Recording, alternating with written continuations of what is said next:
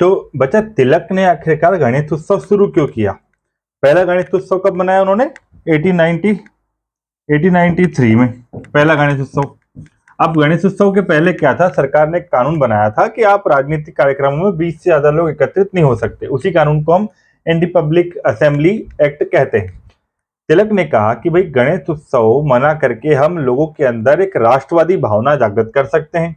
लोगों को एक दूसरे से मिलेंगे जुलेंगे, संस्कृति का आदान प्रदान होगा, विचार आदान प्रदान होगा, लोग एकत्रित होंगे और मैं अपने विचार उन तक पहुंचाऊंगा, क्योंकि विचार लोगों तक पहुंचाना बहुत जरूरी है, जनमत तैयार करना बहुत जरूरी था।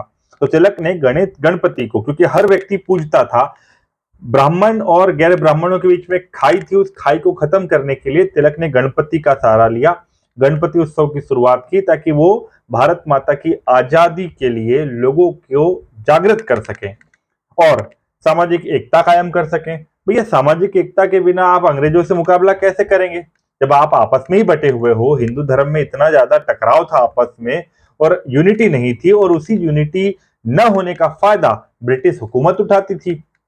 साथ ही साथ में ब्रिटिश सरकार मुस्लिम पक्ष को सपोर्ट करती थी डिवाइड एंड रूल के तहत। तो हिंदुओं की आत्मा है, जो हमारी संस्कृति के प्रति हमारा लगाव है, जो उससे फिर से पुनः जागृत करने के लिए तिलक ने गणपति उत्सव का आयोजन किया। सरकार ने उनको चेताया कि आप गणपति उत्सव नहीं मनाएंगे। तिलक ने कहा मैं मनाऊंगा, आप चाहे तो मुझे गिरफ्तार करें, और शनिवार वाड़ा में एक भव्य प्रतिमा और भव्य पांडाल लगाया गया।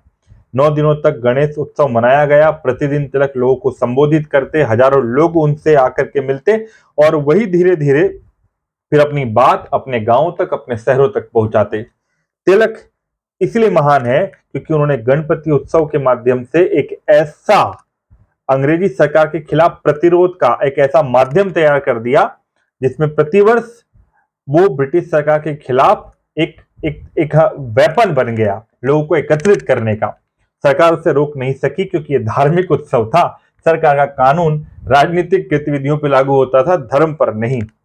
तो तिलक ने और एक ऐसी स्थायी परंपरा विकसित कर दी जो दिन प्रतिदिन बढ़ती जा रही है। आज पूरा उत्तर भारत गणेश उत्सव को एक सामाजिक सांस्कृतिक पहचान के रूप में मनाता है। यह हमारी अस्मिता का प्रश्न बन चुका है, जो कभी ब्रिटिश सरकार के खिलाफ एक हथियार था।